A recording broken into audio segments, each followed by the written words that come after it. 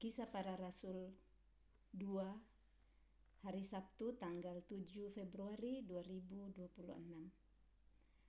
Pentakosta. Ketika tiba hari Pentakosta, semua orang percaya berkumpul di satu tempat. Tiba-tiba turunlah dari langit suatu bunyi seperti tiupan angin keras yang memenuhi seluruh rumah di mana mereka duduk. Dan tampaklah kepada mereka lidah-lidah seperti nyala api yang bertebaran dan hinggap pada mereka masing-masing. Maka penuhlah mereka dengan Roh Kudus. Lalu mereka mulai berkata-kata dalam bahasa-bahasa lain, seperti yang diberikan oleh Roh itu kepada mereka untuk mengatakannya.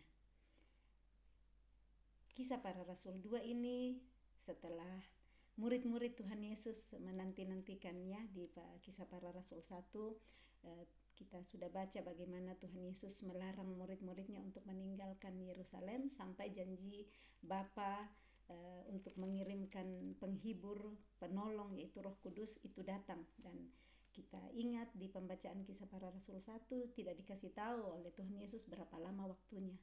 Tapi murid-murid dengan setia, tekun, sehati sepikir berdoa, menunggu sampai waktunya Tuhan menggenapi janji, mengutus Roh Kudus. Nah, tibalah harinya ini pas hari Pentakosta.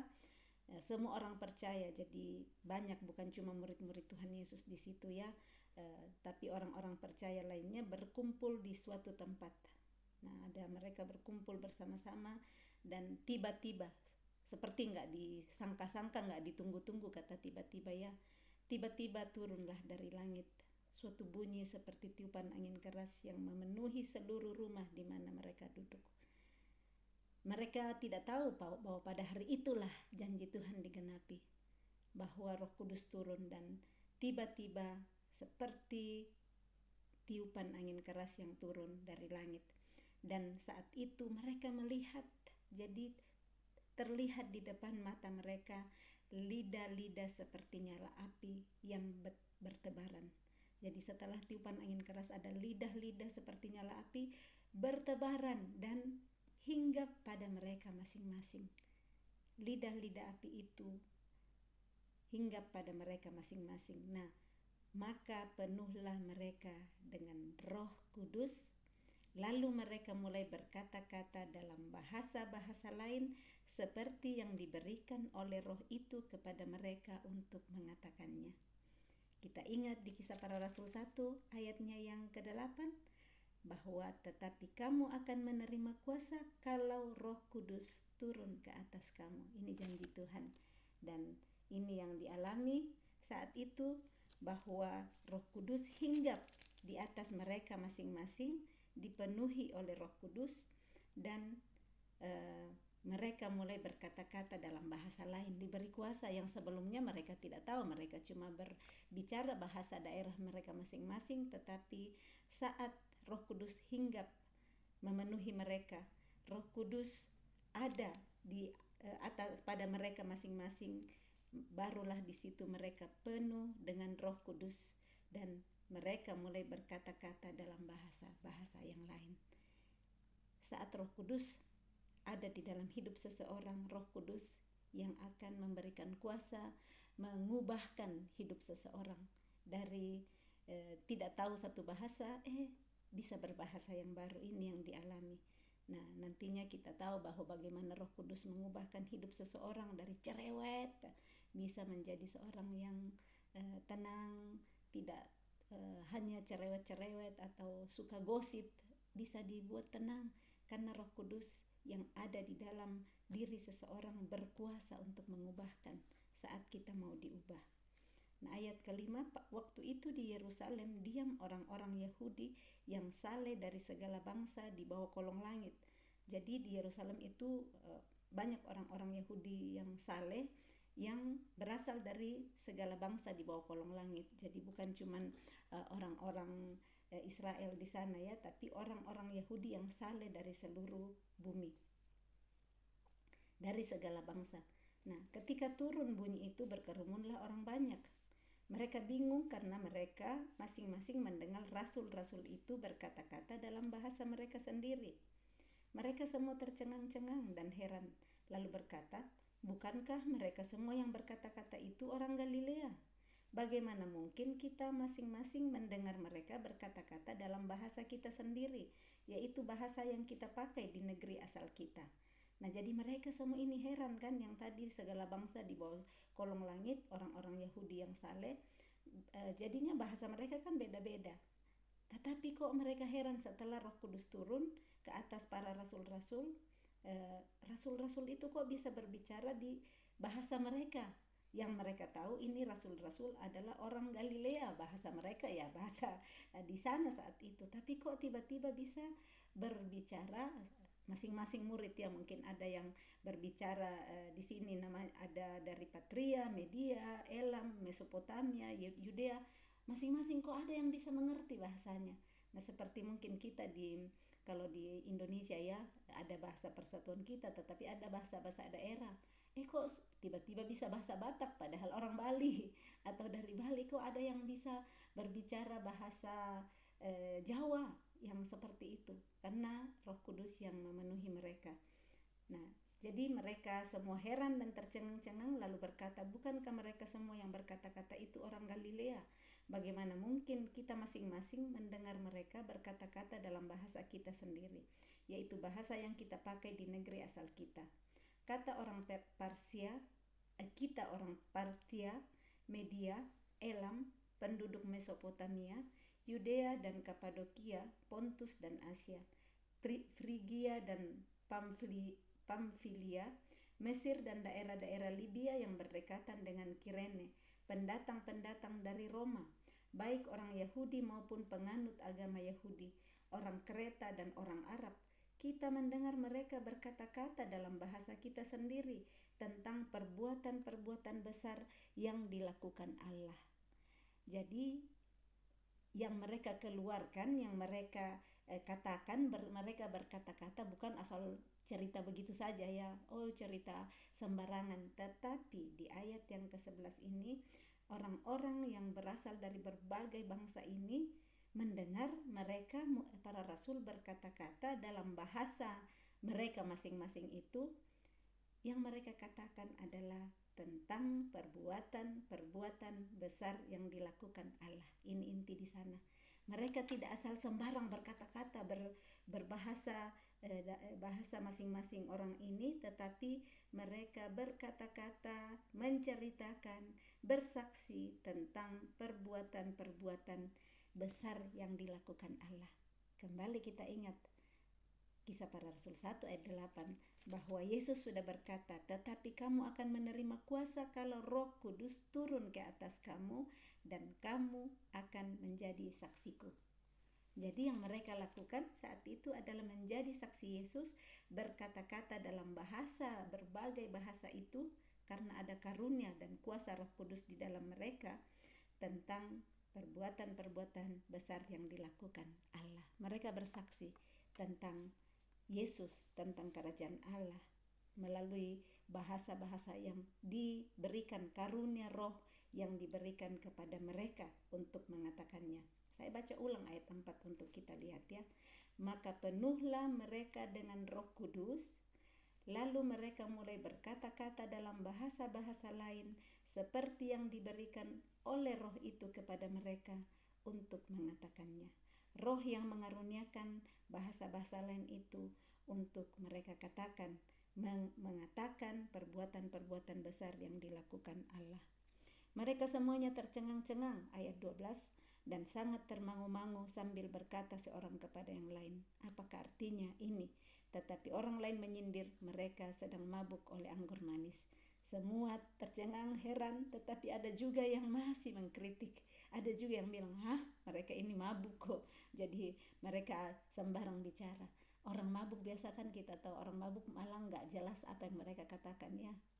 Sembrono aja bicara. Ini murid-murid berbicara, menyatakan perbuatan Allah yang besar dan orang ngerti. Biasa kalau orang mabuk gak dimengerti apa yang dia mengigau, bicara seperti itu. Dan ini bahkan masih ada yang bilang, mereka sedang mabuk oleh anggur manis. Nah, kita masuk ayat 14 perikop yang berikut, khotbah Petrus. Maka bangkitlah Petrus berdiri. Wow, kita lihat bagaimana ini Petrus. Dia dengan kuasa Roh Kudus menjadi berani. Yang dulunya takut, yang dulunya tidak berani. Kita sudah lihat dulu sebelumnya dia sudah berani berdiri untuk di antara saudara-saudaranya saat pemilihan pengganti Yudas Iskariot. Nah, sekarang di hadapan banyak orang ini, dari orang-orang saleh Yahudi dari berbagai bangsa, semua datang di situ berkumpul. Petrus berani berdiri. Maka bangkitlah Petrus berdiri dengan ke-11 rasul itu. Semua berdiri bersama-sama dan dengan suara nyaring ia berkata, Petrus yang berkata kepada mereka, "Hai kamu orang Yahudi dan kamu semua yang tinggal di Yerusalem, ketahuilah dan camkanlah perkataanku ini. Orang-orang ini tidak mabuk seperti yang kamu sangka, karena hari baru pukul 9. Jadi kan biasanya orang nggak minum anggur ke pagi-pagi, siang-siang atau sore atau malam baru minum. Jadi tidak masuk akal kalau jam 9 pagi orang-orang bisa mabuk. Jadi dia berdiri di sana, Petrus didampingi murid-murid yang lain. Ketahuilah dan camkanlah perkataanku ini. Orang-orang ini tidak mabuk seperti yang kamu sangka, karena hari baru pukul 9. Tetapi itulah yang difirmankan Allah dengan perantaraan Nabi Yoel. Petrus mengingatkan mereka sudah dinubuatkan, difirmankan Allah melalui Nabi Yoel. Akan terjadi pada hari-hari terakhir, demikianlah firman Allah, bahwa aku akan mencurahkan rohku ke atas semua manusia. Maka anak-anakmu laki-laki dan perempuan akan bernubuat, dan teruna-terunamu akan mendapat penglihatan-penglihatan. Dan orang-orangmu yang tua akan mendapat mimpi. Juga ke atas hamba-hambaku laki-laki dan perempuan akan kucurahkan rohku pada hari-hari itu, dan mereka akan bernubuat. Dan aku akan mengadakan mujizat-mujizat di atas, di langit, dan tanda-tanda di bawah, di bumi, darah dan api dan gumpalan-gumpalan asap. Matahari akan berubah menjadi gelap gulita dan bulan menjadi darah sebelum datangnya hari Tuhan, hari yang besar dan mulia itu. Nubuatan Tuhan melalui Nabi Yoel ini yang disampaikan oleh Petrus bahwa akan terjadi pada hari-hari terakhir, dan di sana yang dia sampaikan bahwa Tuhan akan mencurahkan rohnya ke atas semua manusia, dan itu yang mereka alami pada saat itu. Ayat 21, dan barang siapa berseru kepada nama Tuhan akan diselamatkan.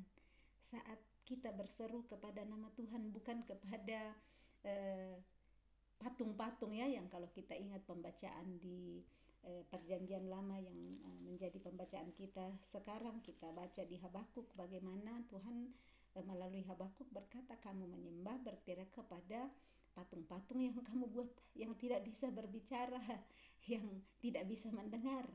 Nah, yang di sini janji Tuhan kepada kita, Kisah Para Rasul 2 ayat 21, dan barang siapa yang berseru kepada nama Tuhan akan diselamatkan. Mari kita berseru hanya kepada Dia, bukan menyebut nama satu orang, menyebut nama-nama apapun yang kita percayai, hanya kepada nama Yesus, nama Tuhan. Saat kita berseru kepada Dia, maka kita akan diselamatkan. Mari kita berseru, Tuhan, hanya kepadamu aku mau berseru. Aku percaya Engkau menyelamatkan kami, menyelamatkan semua seisi rumahku, menyelamatkan saudara-saudaraku dalam saudara jasmani dan rohani. Engkau yang menyelamatkan kami. Hanya kepada Engkau Tuhan kami menyerukan seruan untuk ditolong, seruan pertobatan nama Yesus. Kepada Dialah kami berseru, dan janjimu berkata bahwa barang siapa yang berseru kepada nama Tuhan akan diselamatkan. Ayat 22, hai orang-orang Israel, dengarlah perkataan ini.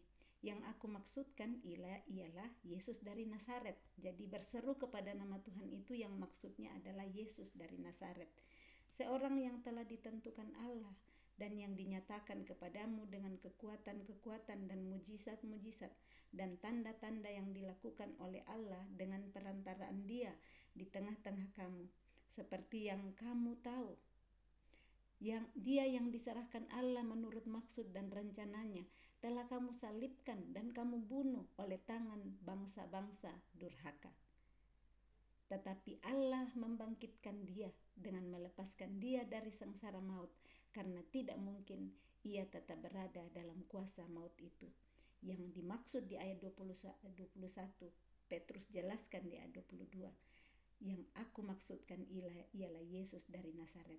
Jadi barang siapa yang berseru kepada nama Tuhan Yesus, kepada Allah Bapa, Anak dan Roh Kudus, percaya kepada Tuhan Yesus, di sanalah kita akan diselamatkan. Yesus telah ditentukan Allah dan sudah disaksikan di tengah-tengah umat saat itu bagaimana dia menyatakan kekuatan, mujizat, tanda-tanda yang dilakukan oleh Allah, oleh Bapa dengan perantaraan Yesus di tengah-tengah mereka.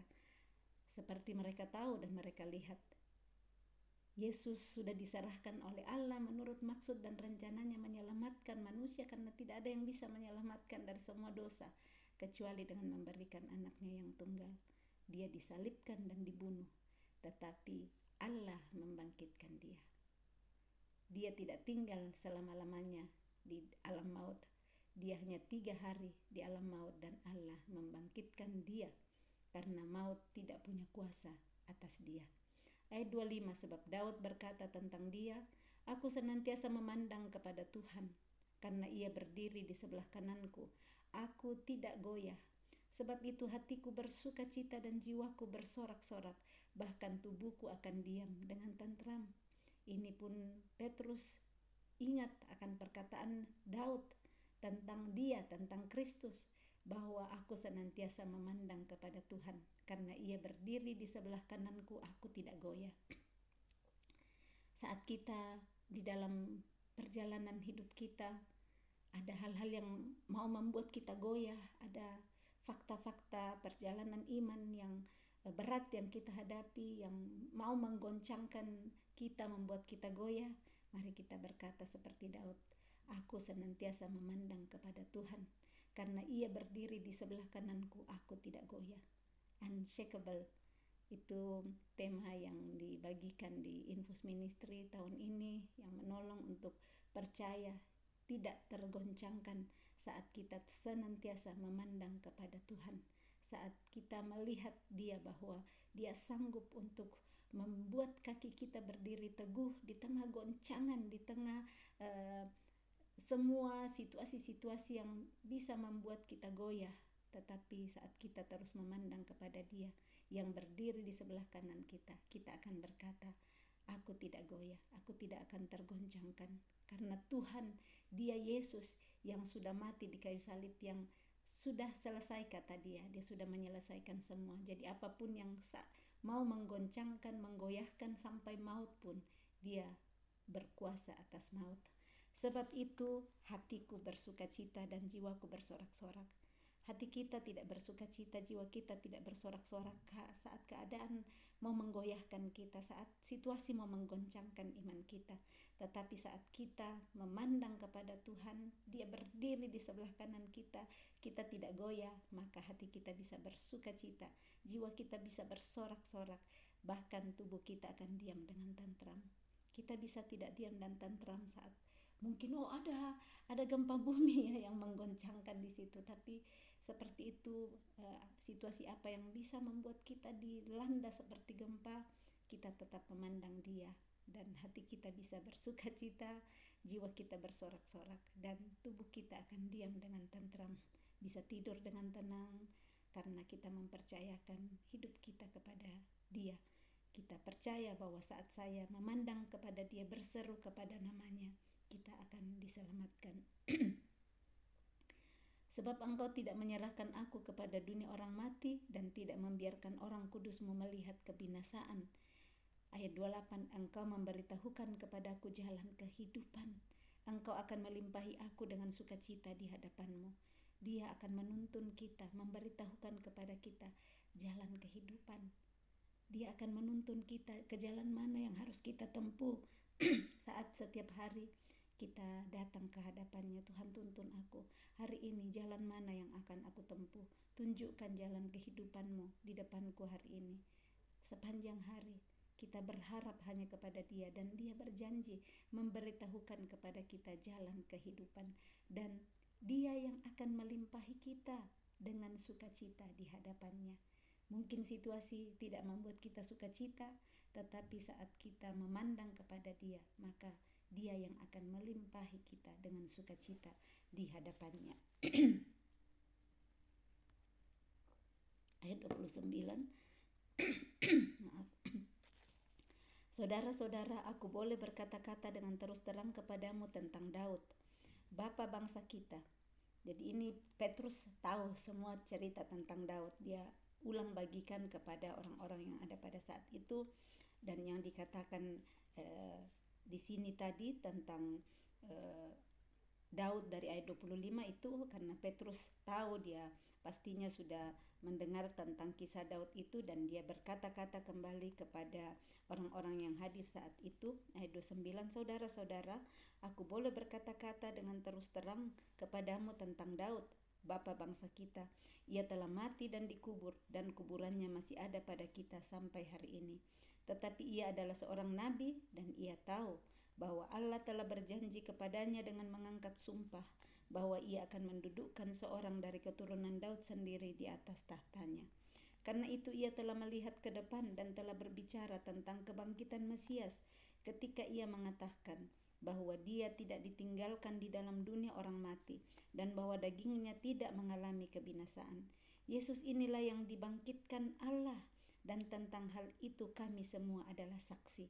Jadi dia katakan Daud sudah tahu, sudah diberitahukan kepada dia sebelumnya, bahkan pada saat Daud belum ada Yesus, tetapi sudah berbicara, dia sudah melihat ke depan tentang kebangkitan Yesus.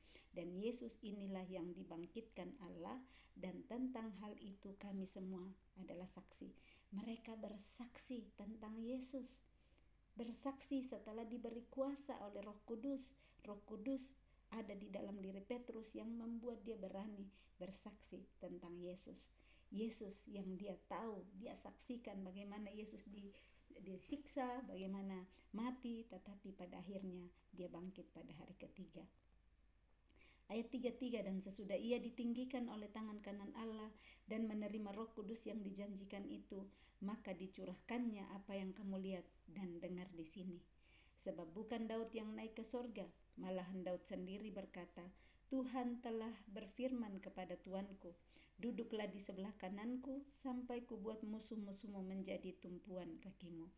Jadi seluruh kaum Israel harus tahu dengan pasti bahwa Allah telah membuat Yesus yang kamu salibkan itu menjadi Tuhan dan Kristus. Ayat 37, ketika mereka mendengar hal itu, hati mereka sangat terharu. Lalu mereka bertanya kepada Petrus dan rasul-rasul yang lain, apakah yang harus kami perbuat, saudara-saudara? Jawab Petrus kepada mereka, bertobatlah dan hendaklah kamu masing-masing memberi dirimu dibaptis dalam nama Yesus Kristus untuk pengampunan dosamu, maka kamu akan menerima karunia Roh Kudus. Jadi setelah mendengar firman, mengerti, mereka minta kepada murid-murid Yesus, apa yang harus kami perbuat? Dan murid Yesus Petrus berkata, bertobatlah dan hendaklah kamu masing-masing memberi dirimu dibaptis. Ini tidak dikatakan kepada bayi-bayi, dikatakan kepada orang dewasa, orang-orang yang saleh, orang Yahudi yang saleh dari berbagai bangsa. Petrus sampaikan, bertobatlah dan berilah dirimu dibaptis. Ini firman Tuhan yang katakan. Dikata ini orang-orang yang hadir, kita tidak tahu usia mereka berapa. Pasti ada yang sudah lebih tua juga dari Petrus, tetapi Petrus menyampaikan firman ini. Kalau kita ingat di pembacaan-pembacaan sebelumnya, ini juga yang disampaikan oleh Yohanes, ya, dan sesudahnya Yesus lanjutkan, bertobatlah, kerajaan Allah sudah dekat, berilah dirimu dibaptis. Dan ini yang dilanjutkan oleh Petrus, mereka bersaksi dan melanjutkan apa yang Tuhan Yesus sudah ajarkan kepada mereka.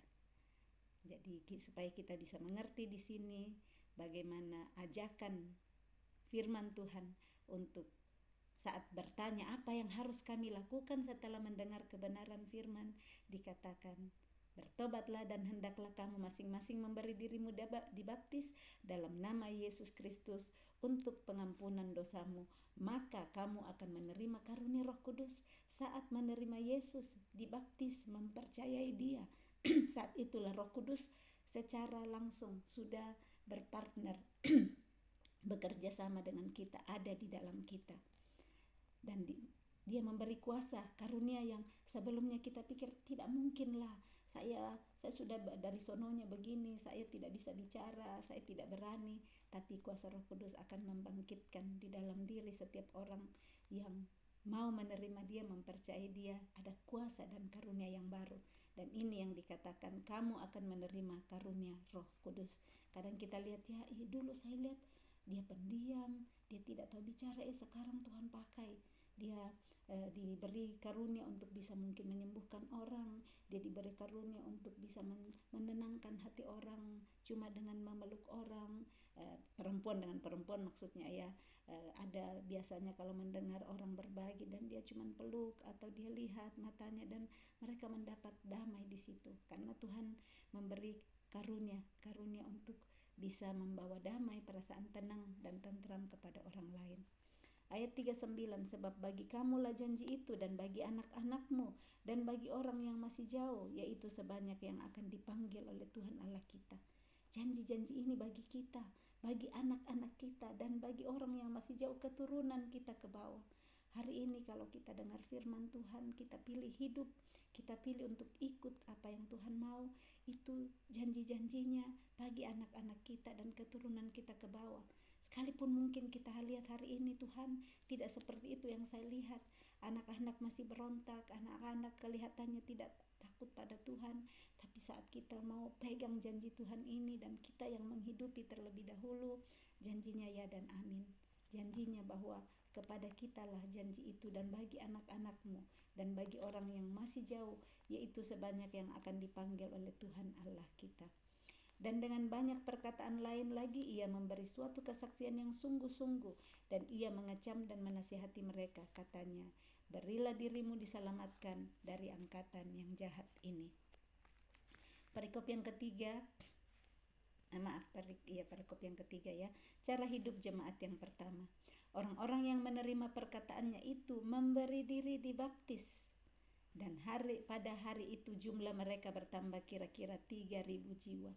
Jadi orang-orang yang mendengar perkataan itu mengerti, baru mereka memberi diri dibaptis. Sudah tua loh ini orang-orang yang dibaptis. Seperti inilah cara memberikan diri untuk dibaptis yang diajarkan oleh firman Tuhan. Setelah mereka menerima perkataan, kesaksian daripada murid-murid Yesus ini, kesaksian dari Petrus menceritakan apa yang Yesus sampaikan, ajarkan kepada mereka dan teladankan kepada mereka, orang-orang yang mendengar itu menerima, mempercayai, dan mereka memberi diri dibaptis, dan bertambah saat itu 3.000 jiwa. Mereka bertekun dalam pengajaran rasul-rasul dan dalam persekutuan, dan mereka selalu berkumpul untuk memecahkan roti dan berdoa. Maka ketakutanlah mereka semua, sedang rasul-rasul itu mengadakan banyak mujizat dan tanda. Dan semua orang yang telah menjadi percaya tetap bersatu, dan segala kepunyaan mereka adalah kepunyaan bersama. Dan selalu ada dari mereka yang menjual harta miliknya, lalu membagi-bagikannya kepada semua orang sesuai dengan keperluan masing-masing.